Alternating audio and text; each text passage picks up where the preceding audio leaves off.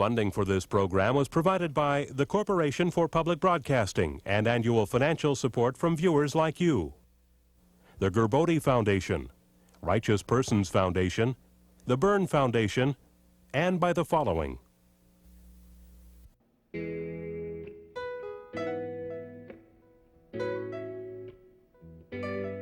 Montana is a big place where you can drive for hours through landscape and sky. Billings is the largest city in Montana, but that's not saying a lot because Billings is still like a town. In Montana, you can always tell the people who are from Montana and the people who are not, because you walk down the street and you say hello, you know, and the ones from Montana invariably say hello. Hi. You can still find a parking place downtown, and the shop owners know their customers.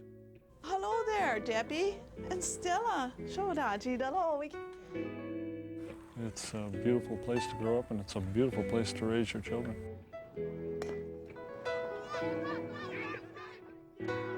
Seems pretty idyllic, doesn't it?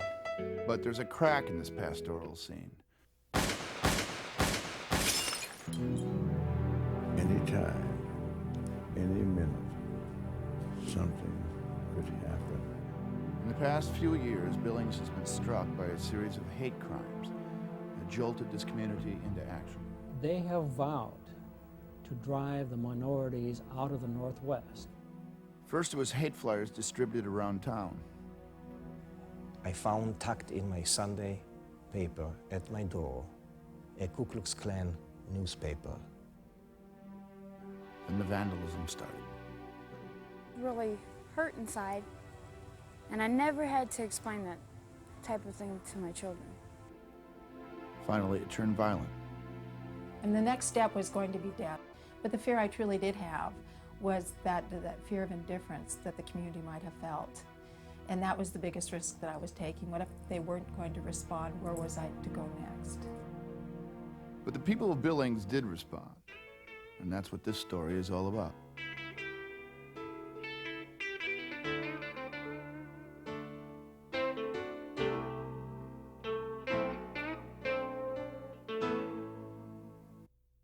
All of us want a safe place for ourselves and our family. We figure we can keep the violence out there, away from us, everything's gonna be all right. This town decided there's a danger in what divides us. And the only way to really be safe is to take a stand. Welcome to Billings, Montana. There are 84,000 people in this town. Most of them are not used to being in the spotlight. We went to the local newspaper to find out where the recent wave of hate crimes was coming from. Reporter Greg McCracken covered the story for the Billings Gazette. He showed us some of the flyers that were smeared around town. Well, they went through a lot of trouble for this one. Who are these people? I think it's a group with a high potential for danger, and I think that's why there was such reaction. We've seen communities in this region, you know, the Aryan nations have targeted this 5-state region as their homeland. They have said to me, we, by whatever means, will purify the Northwest and create an Aryan homeland. And we don't care what tactic we use. If we have to kill a few, it makes no difference. We are going to make the Northwest free of Afro-Americans, of Hispanics. Police Chief Wayne Inman investigated some of the white supremacists in Montana. To me, that represents a major threat. That's revolution. That's terrorism. Although it's unclear which organized hate groups have been involved in the racial harassment in Billings, a few white supremacists are publicly known around town. James Pace, a self-proclaimed skinhead, threatened the lives of police and community leaders. John Abar admits he wrote some of the flyers. He works with a local Ku Klux Klan youth support group called Montana Quest. Rudy Butch Stanko spent over 5 years in prison for selling tainted meat to a school lunch program. Stanko ran for Justice of the Peace in Billings and gained over 1,600 votes. Many of the ordinary citizens here are determined not to let hate groups gain a foothold in their town. And this is where your parents live? Randy Seamers lives with his family just outside Billings. When the hate crimes first started, he went to a meeting with religious and community leaders. There were people there that witnessed their experiences. A Native American woman whose children were harassed on the way home from school by skinheads sitting in a car. A black man who had been receiving death threats. Homosexual individuals that are constantly assailed. As I listened and sat there during those meetings, I said to myself, well, I've felt that way. As a trade unionist, that has happened to me. And it's wrong for it to happen to me, and it's wrong for it to happen to my neighbors. Randy Seamers is an organizer with the Laborers Union. He took his concerns to the Central Labor Council. Early on, they passed a strongly worded resolution against hate crimes. By the language here, for so long, African Americans, Native Americans, Asian Americans, Jews, Hispanics, gays, lesbians, women, and those with disabilities have been targeted by organized hate groups. Randy also got members of the Laborers Union to work with local police on security at anti-hate rallies in Billings. Organized labor across the country, in my mind, does these type of things. They come out early, they come out strong, they come out right. It was the right thing to do, but I feel we're also expected to do things like this. So. Law enforcement officials also responded early to the hate crimes. I think that you react very quickly to it. You react strongly. You show that those particular groups that you're not going to tolerate it in your community. If a police chief doesn't take a visible and active role, then there's an assumption that everything is all right. And these hate groups have learned through experience that if a community doesn't respond, then the community accepts. Silence is acceptance to them. The official police response was so strong from the very beginning. Sarah Anthony is chairperson of the Billings Human Rights Coalition. I talked to Sarah on the rim above town. Her outspoken activity against hate groups also made her a target. Once I could sort of realize that fear is exactly what they had in mind for me, you know, if they want me to be silent, then that's not going to happen. Could I leave a message for her? The Human Rights Coalition gathered over 6,000 signatures and over 100 resolutions from local groups against the hate activity in Billings. But the harassment continued. In September, graves in the Jewish cemetery were desecrated and overturned. That sent a very clear message to every Jewish person in Billings that you all are our targets. Uri Barnea is director of the symphony.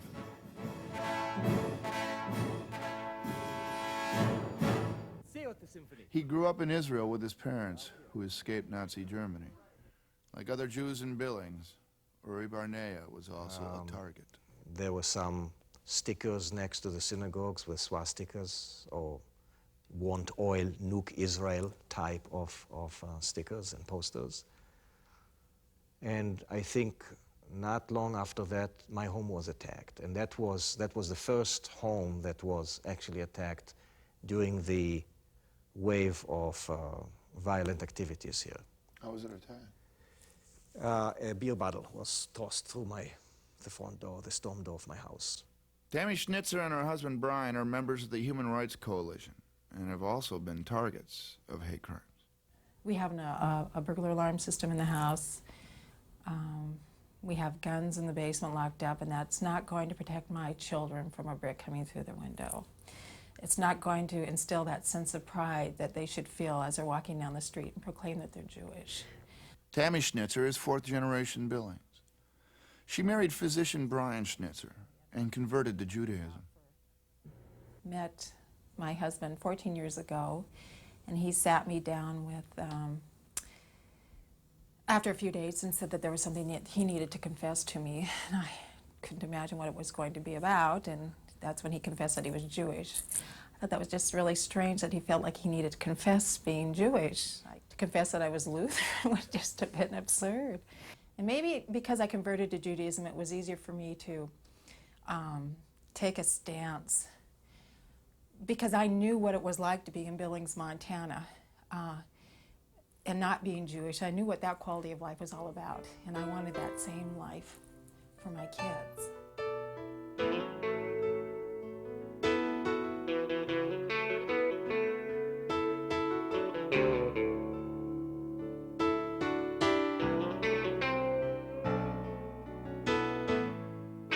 But for many minorities in Billings, the quality of life is diminished by everyday prejudice.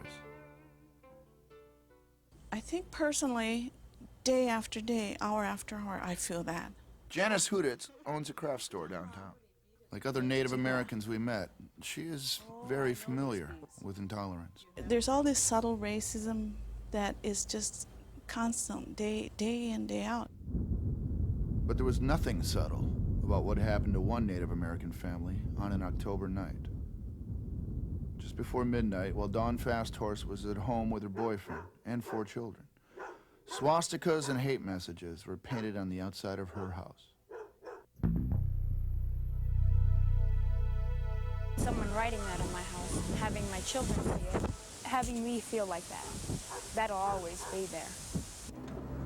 Sarah Anthony went to see Dawn Fasthorse to find out how the community could support her. She then called Bob Maxwell from the Painters Union and asked for help. Told me about the house and whatnot that was vandalized, and I told her we'd be more than happy to get over there and take care of it for him. And it was kind of interesting because we wanted to get it off there as quick as possible, and I made a couple calls, and most of the guys, they were all putting in 8-hour shifts, and I was really surprised when 30 of them showed up the next night. So many of the times, there's a cause, and I end up standing on the sidelines too much. I would feel something, but I never really did a lot to do anything about anything. And I was really glad to help paint the house, and more so, to help convey a message to these guys that the community will not stand for that. I thought it was just going to be one of them get-togethers, paint the house out, and then go back to the hall and have a couple of beers. After we seen the whole area and that part of town show up and start watching us paint the house, that's when it struck me that, hey, we are making a difference here. Along with the painters, nearly 100 community members showed up at Dawn's house. It made me feel really good. You know, I didn't think there would be that many people there. And for me personally, one that bothered me the most was going over to that house and seeing the small children there. They were old enough to read, but not old enough to understand. And no matter what we did, we covered the house up. We made it look brand new, but what do you do with those children's memories? They're scarred. Once you're attacked based on your race or your sexual preference, you're scarred for life. And there's many people that I affected that way. There's many people that will never forget my face. From the time he was a 14-year-old until he was 21, Clinton Sipes was an ardent and violent racist. All the things that these people are doing here are all the things that I did when I first started. I first started with pamphlets and stuff like that, and then escalated into malicious mischief, you know, vandalism and stuff like that, and then it got worse. Then it got escalated into great bodily injury. Clinton Sipes moved to Billings, Montana from Northern California. He says he is no longer a white supremacist. After years in prison and a lot of soul-searching, he is now trying to make up for everything he did. Meaningful, symbolical picture. It's a major turning point in my life. That was a cross I was going to burn on a black family salon. When he saw the hate crimes begin in his new town, he decided to help the local police and alert the community to the danger of hate crimes. It was very violent, and it only takes a small handful of people, like the person that I was when I was involved, to do a lot of damage. Sipes formed a group called Children Escaping Racist Environments. Sipes says he wants to help other young people escape the world of racial hatred. I think if somebody would have just come and told me, you know, and tried to teach me some things about, you know, people, that I would have, you know, maybe felt differently. wouldn't have been so angry, but no one ever did. The things that I was involved with, I should be in prison for the rest of my life.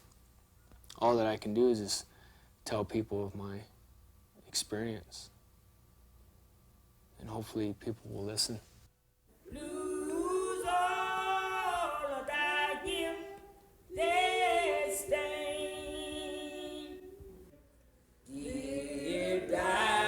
Reverend Bob Freeman is minister of Wayman Chapel, the African Methodist Episcopal Church. This small congregation was the target of harassment and intimidation. I just feel that any time, any minute, something could happen. Racist graffiti was painted on a wall near the church, and not long after that, a group of skinheads came into the church and stood at the back with their arms folded. And then they would go over here, stand about here with this kind of a look, just a challenging, daring look.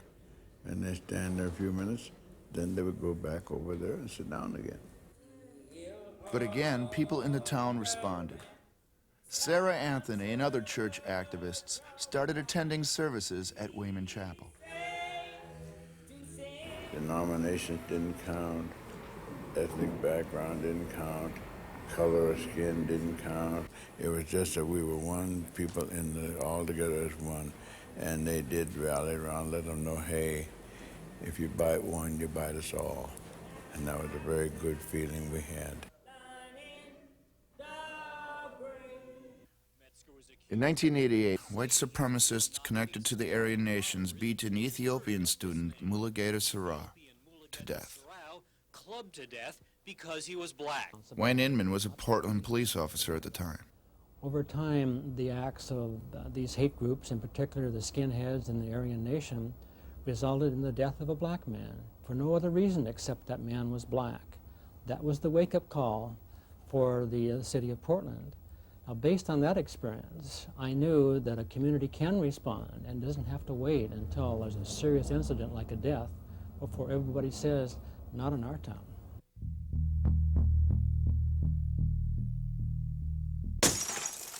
In early December, a section of cinder block crashed through a window in the Schnitzer family home.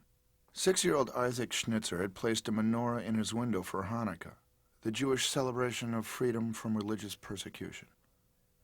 The cinder block landed on Isaac's bed. Luckily, he wasn't in it. Tammy Schnitzer came home from a meeting to find her husband Brian in Isaac's bedroom. Brian was in this very cold children's bedroom, rocking in a chair with no sheets, and the room is vacuumed, crying. An emergency room physician who's seen some horrible things, who's been under control for many, many years, suddenly broken down.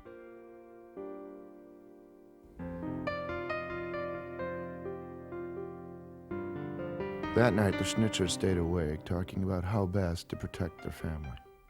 I grew up in a world where it probably was not unusual for a black family to go to bed with their children sleeping under their bed because something might come through their window. It became very frightening to realize that we did not have the ability to protect our home and our children, that perhaps the community could help protect our children.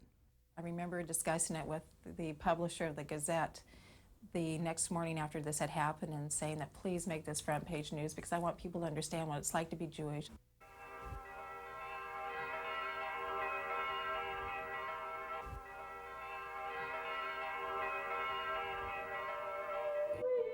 Religious and community leaders wondered how to help the town understand what it was like to be persecuted. I guess it was a question of looking for an image that kind of put this together.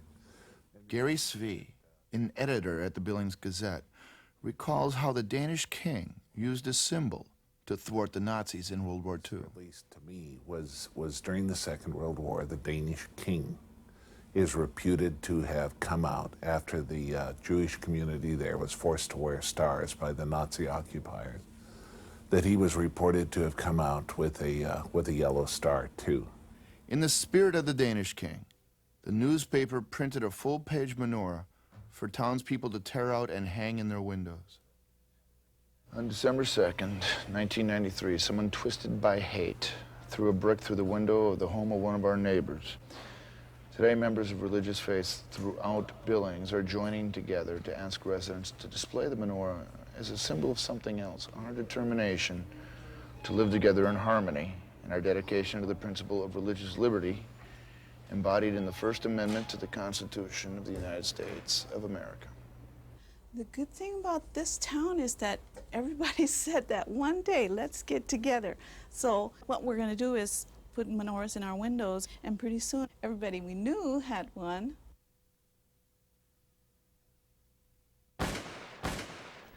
A few days after the menorahs started appearing around town, 6 homes with the symbol in their windows and a Methodist church were all vandalized. The police and the community leaders urged all the citizens in town to redouble their efforts to get menorahs in windows. They called me and said, is it dangerous? I said, there is some risk, but if we don't take some risk, we're never going to make the major gain. If we put up thousands of menorahs, if we double and redouble our efforts, there are just too many out there. They can't possibly get everybody's window. The local Quickway stores and dry cleaners distributed printed menorahs. Employees of this athletic store put up their own message of support. And churches throughout Billings urged their congregations to take a stand. Reverend Keith Turney is minister at the First Congregational Church. And it was very important that we act on it, talk about it, do something about it, not just say, oh, well, that's a different group of people. I think the question about what we would have done had we been in Germany, in Nazi Germany during the Second World War when these things were coming on, that should haunt all of us.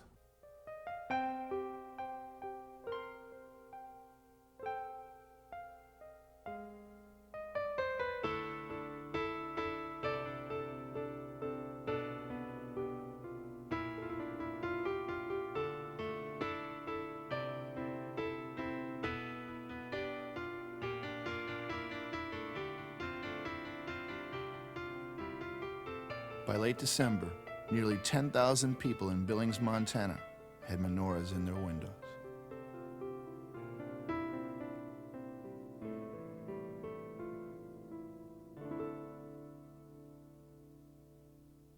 I have to say the most touching response was to open the door at 7 in the morning and have little Rebecca Bacon, my son's 5-year-old Pierre, stand at the door with his menorah that she had made and asked if she could come and help hang this in Isaac's bedroom.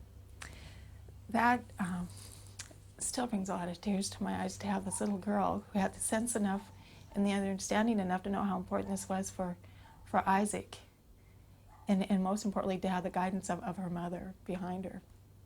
I knew then that going public with this was the right thing to do.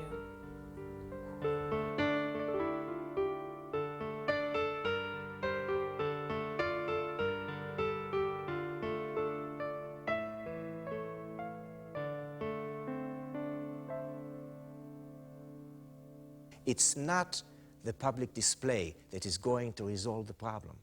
It's the day-to-day understanding of the people that this is not the way to act against each other. There's an Iroquois word that means the benevolent desires of the soul. And it's a word that says that if you don't let those benevolent desires out, you get sick. You have to act on them. There is great goodness in the world, but we need permission and ways to reach out. So I would like to have thought that if this had happened to my Native American community, that they would have put a Native American symbol in their window. If it happened to the gay and lesbian community, that they would have put a pink triangle in their window. I would have liked to have hope or think that they would have done that. If it's not an empty symbol, if it's not an empty gesture, then there is hope. I mean, after all, these are our neighbors. If somebody threw a brick through your neighbor's house in Montana, you run out there and try to stop them. Don't they do that anywhere else in the country? Randy Seamers is like many other people in this town, puzzled at the national attention they're getting for standing up for their neighbors. For the moment, their stand is holding. There have been no more reported acts of hate violence in recent months, but the threat remains. In this particular case, I think the best part of it surfaced. I was very proud of Billings for that. Just one tiny candle we lit, and it wasn't much, but that was something. I really liked Billings, Montana a lot. Life seemed I don't know, simpler here. I don't mean simpler like not as smart or less sophisticated. I mean more straightforward. You know, it's been called the all-American city. You gotta like that.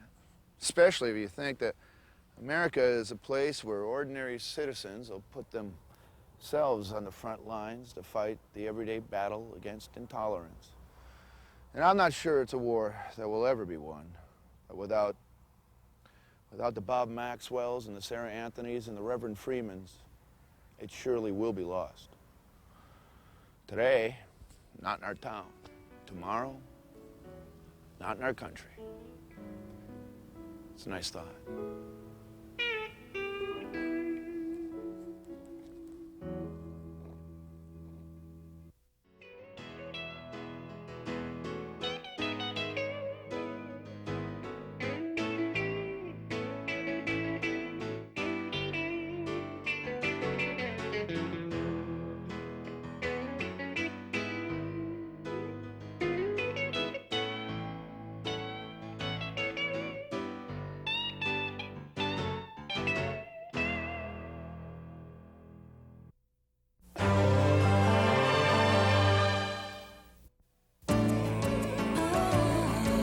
This is PBS.